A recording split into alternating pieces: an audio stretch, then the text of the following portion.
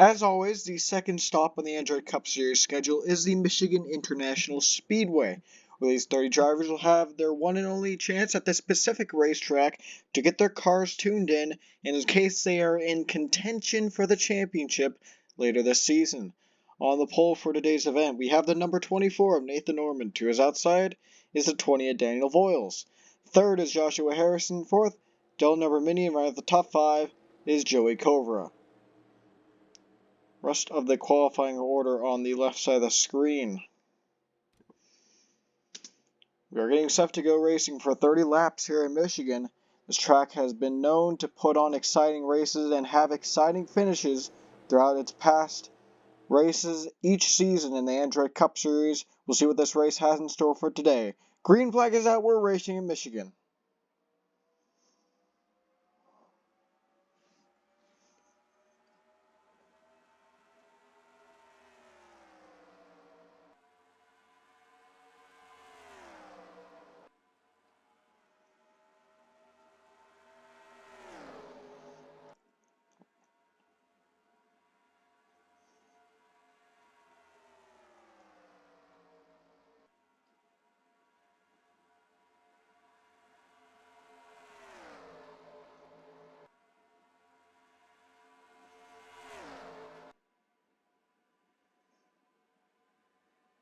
Orman from the pole holds off the pack, leads lap number 1. It's Andy Thomas, the first one on the inside, but Cover on that outside lane gets second at the line. Now heading off at turn number 4, we're going to have contact back there, and the 92 is going to spin around. It's going to bring the caution out, but I'm not quite sure he even spun around completely or got any damage. Coming to the line, Joey Cover, the number 29, pulls to the inside of Ormond. And across the stripe, he will lead them to the caution flag. So this was pretty simple. Owen Miles, like I said, I don't even think he went for a full rotation there on the back straightaway as he spun around. But I believe the cause was the 83 touching the wall. Yes, it was. He came down to the 4. The 4 got the 92's quarter panel, and everyone else saves it. But it's the 91 of Owen Miles still going around. But he keeps it straight. So great car control from the 92 driver. Owen Miles kept that car from going around completely. Now let's see here as the camera pans, does he have significant side damage? Yes, he does. So it'll be interesting to see if that hinders him a lot throughout the race. Who knows? But regardless, we're under caution for the first time today. Nathan Orman, the one to lead them back. Looks like the 92 will be coming down pit road. Same with the number 7. As Joey Kohler lead them back, Nathan Norman second. So get us back to the restart real quick. The 59 will join them down the inside, coming down to pit road. That might be a mechanical issue there on Zachary Fitzwater car's part. So we'll have to take a look down here. If he has anything wrong with his car, he drops to the end of the running order. But still not out of the race, I don't believe. He'll be lining up at the tail end of the field. But right now, Joey Cover, your leader. Nathan Ormond sits in second. At third place, it is Pre McShane. Fourth, Andy Thomas. Running at the top 5 is Daniel Voiles. Here's the rest of the top 10. Joshua Harrison kind of sparked that wreck, but he's still standing strong in 7th place. We'll see what he can do on this restart here as the field comes to the start-finish line. To the outside goes the 98 and 17 as we get the green flag once again. 78-21 to follow. And every time I see these cars go to the outside of Michigan, I wonder what they think will work. I mean, it's very rare that people get runs on the outside, but it can happen. You see Harmon going on the wall right there, but gets off of it, continues to fall back. They're going to go 3 wide for the lead here through 3 and 4. With the 20, the 24, 29. The ones at the front of the pack. Vargas kind of peeking out right there. I don't think it would be that wise to go 4 wide hanging into turn number 1. Looks like he lays back and now waits for his turn, goes to the inside of Voiles, but he gets shoved up. It'll be 3 wide for the lead once again. Into the wall goes Kovra and the 98. Luckily that didn't turn into anything more. The way 17 was on that 29's quarter panel, it could have.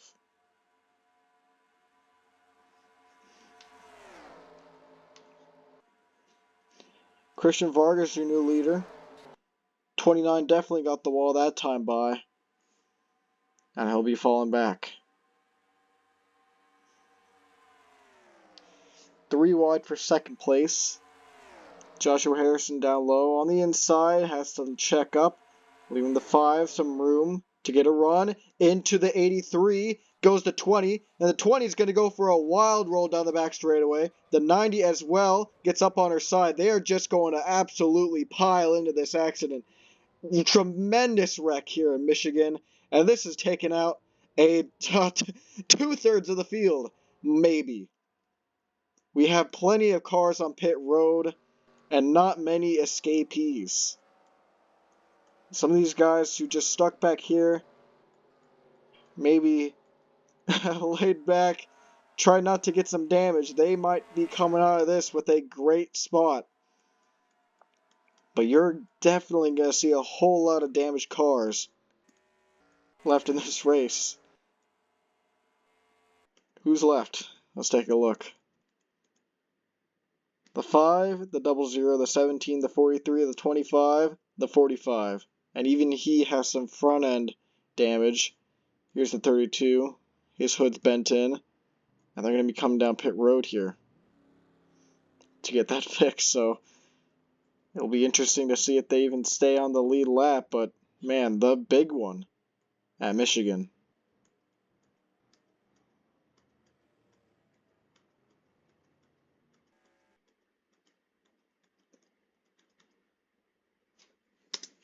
So let's check out what happened to spark off this major accident on the back straightaway.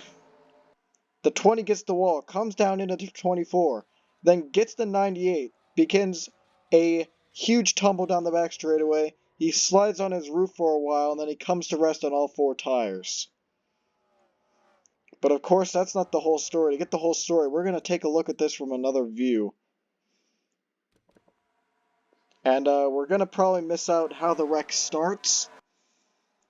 But you see, once the 20 comes up, he goes for a vicious roll. The 98 also up in the air. And you see just how vicious it is as these cars start coming in. The 84 slammed into the 30 and then went sliding afterwards into the 42. And maybe we could get a good point of view of the entirety of this accident by stopping the camera heading into turn number 3. So we just go back as they start to come off the corner here. Let's take a look. That's all it takes is one brush off the wall to set off a huge wreck. And this is the biggest wreck we've seen here in years at the Michigan International Speedway in the Android Cup Series. And you see that big impact at the end with Casey Wells, David Vickers, and Peter Onjak. And a very tough end to many of these guys' days. Nowhere to go on the back straightaway. The track was blocked. I mean, you could go down to the inside, the very inside infield, but it's a bit of a risk because these cars don't really like to brake well down there. Could end up coming back up and causing another wreck at the front of the field. Here it is one more time. The 83 has been in really both wrecks. I'm not quite sure if that'll finish him off, but wow, what a ride that 20 went on. And we really haven't taken a look at the wild flip that McShane took, because she also went upside down in this accident, but not as spectacularly. gets kind of pitched upside down by the 20, hitting her and kind of squeezing her into the outside wall. But if we look at this in slow motion just one more time here, because we've done plenty of replays. Yeah, she gets picked up off the ground, and then I'm not quite sure who that is. That's the 4, I think. No, it's the 66. That's going to drive her up and over the 24's hood. She rolls once, almost bites, but gets back down on all fours. As the 20 continues to tumble and slide on his roof, everyone piles in. So let's just take a look at the remaining cars here. That is the amount of guys out. So it wasn't quite the 2/3 that I was thinking. But then again, a whole lot of these people have damage, but maintain their position in the race. I think a better measure will be once we get this race restarted, how many of them are on pace?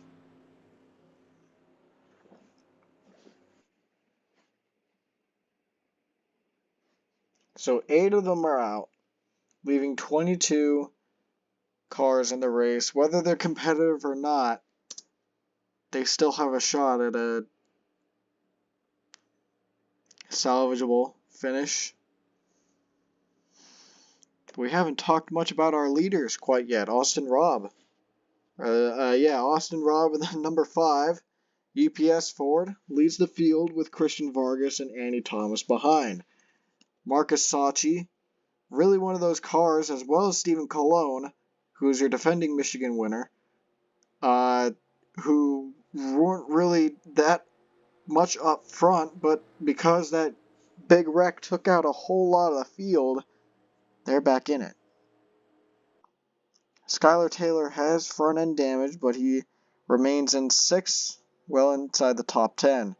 Same with Henson, Harmon, Stapleton, although I don't see damage on that car, DeLillo, and Abrahamian. Alright, back green. They already start to scramble.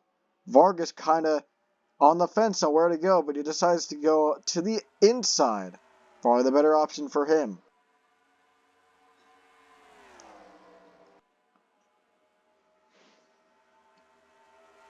He gets the lead from that as they battle 3 wide for second behind.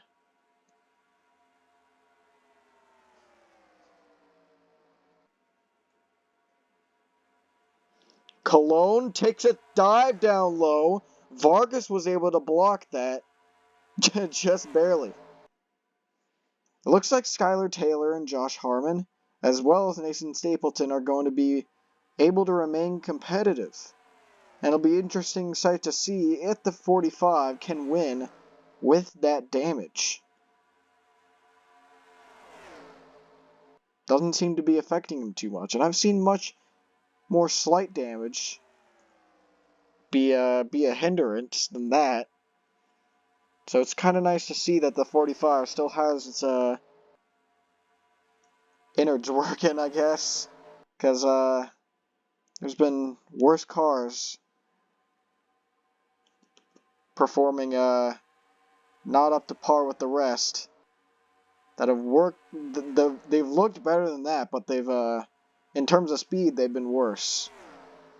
Your new leader, by the way, is Stephen Colon, the 5 of Austin Robb, trying to work his way up back towards the lead. The 25 stands in his way, but right now he's battling Christian Vargas for second. The 43 forces him up the racetrack, takes that inside line away. The 5 is relegated to the middle. Now the outside is 00 relinquishes that spot.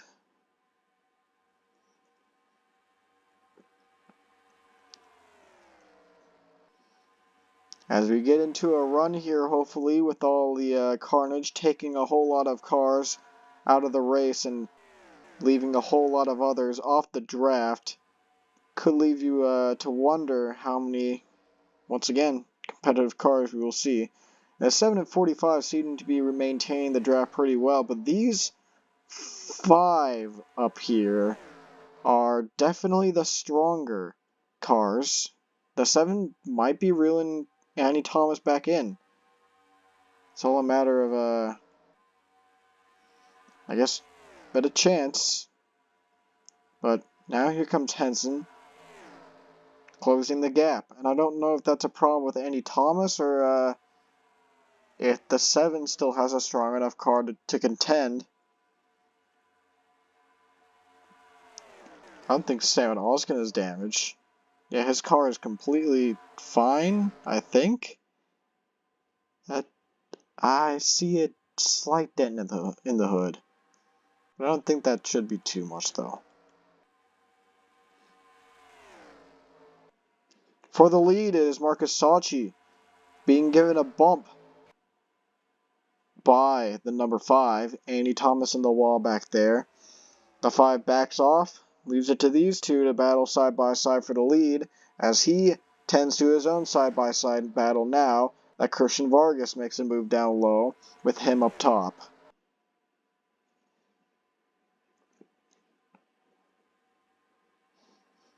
It'll be coming to 10 laps to go next time by. And just 4 cars in this main pack, but still no shortage of action. The 25 moves to the inside of the 43. They'll be side by side down the backstretch once again, as they've kind of gone back and forth for this P1 spot. But I think the 25 might get it for good here, at least on Marcus Sauchi, as Christian Vargas begins to battle that 43 Dodge. Now the 5 pushing the 00 into the corner, uses that to his advantage. Maybe he had to check up a bit.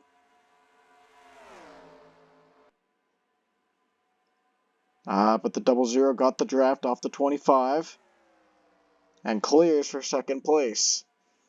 Austin Robb trying again, but now Vargas makes a move down low. He's trying for the lead. It'll be 9 laps to go at the line.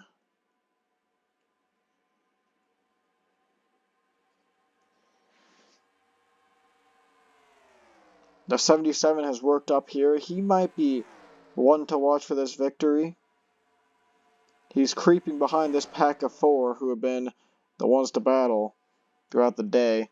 Joshua Harrison has gone by the 7. That is for the 6th spot. Look at the 25 try and split the middle between these two. Trying to keep second. Maybe even go for the lead here. This is where Cologne won the championship at. Just last season, he battled hard for that spot. Up at the front, even won the race. So that's why he's your defending race winner here. He's made some pretty gutsy moves, and ultimately it's paid off. He knows how to work this place well, and so does Marcus Sauchi in the number 43. Look at him, he's doing it again!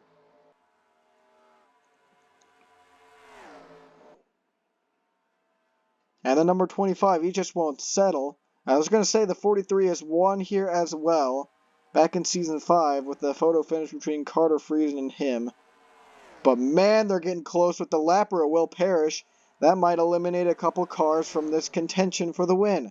The 5 kind of ran the wall at the corner to try and keep it away from these lappers, but Christian Vargas slowed up. He is right on the back bumper of the 32. Tell him, get out of the way. That's been pretty much a whole lap, almost, that the 32 has been holding up the 00. And now, Vargas finally gets by. That might be his day done, though. And look at this. This has pole vaulted a couple new contenders in, but a whole lot more out. It might just be these two to battle it out. The 43 got the wall there.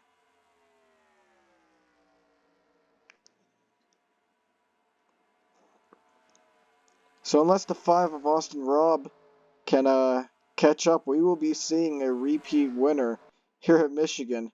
Let's see how these guys deal with Evan Hunter. Will they split the middle? No, Sachi's going to get held up. And could this just be smooth sailing for the 25? Game kind of chugged right there, but I mean, it's safe to say, do we have a caution out? No, we don't.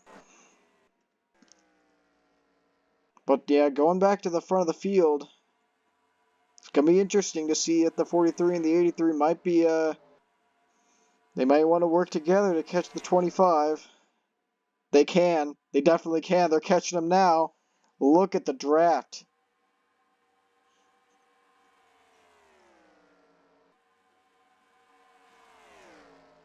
And they've just been running the same lines to 25, maybe just a bit lower, so that way they get the draft, but still the clean air.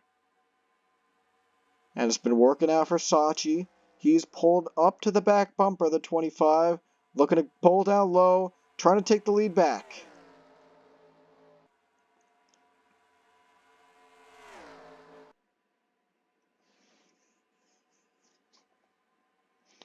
Three manufacturers represented here in the top three. The only one you don't see is Pontiac. I believe the first Pontiac would be Rose Henson, the 7, sitting in 8th.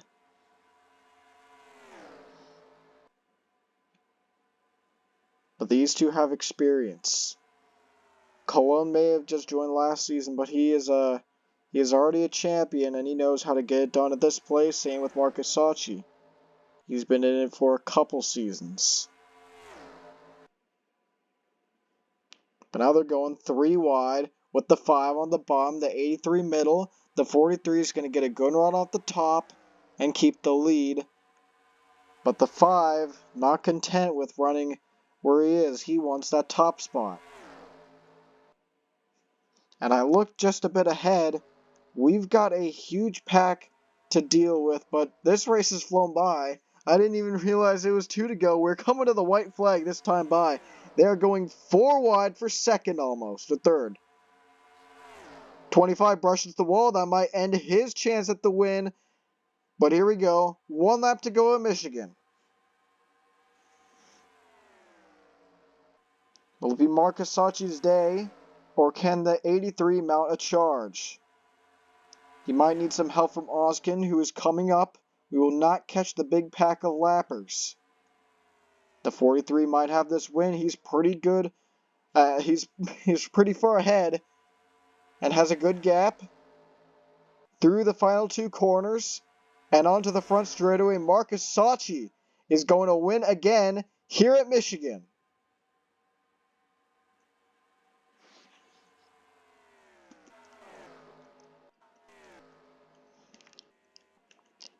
And I think the whole field is kind of relieved that they were able to play it out on their own at the very end. We were catching these guys, but fortunately never completely got to him. But Marcus Sachi wins it again at Michigan. Harrison second place, so close, but couldn't top the veteran. Third place it is Simon Oskin. Fourth, Austin Robin ran at the top 5. It is Christian Vargas. Put up a great fight, but ultimately was dealt a bad hand with the lappers. Was able to get back up there and get a top 5, so I consider that an achievement for that 00 team. And 6th place, he was so close. He was running up front, but a late mistake took him out of the fight. Stephen Cologne, 6th place. Annie Thomas in 7th. Rose Henson in 8th. You got the 91 of Dylan Herminian, 9th, and 10th, Joshua Harmon. We'll take a full look at the results, export the standings, and get to victory lane with Sachi real quick. But here are your rest of the finishers in the rear end of the field. Nathan Norman, the last one on the lead lap of Hunter. Will Parrish were both a lap down, and everyone else on down were out of the race from that big accident.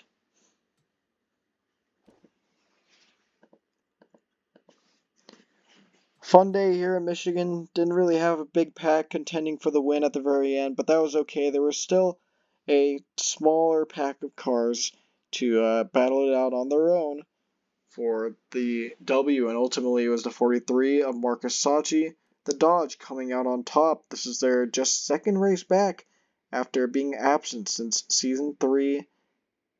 They come back with a bang, and not necessarily the Dega 500, but they waited just 1 race, and they're back on top. So let's go to victory lane with the 43 for his 2nd win at Michigan.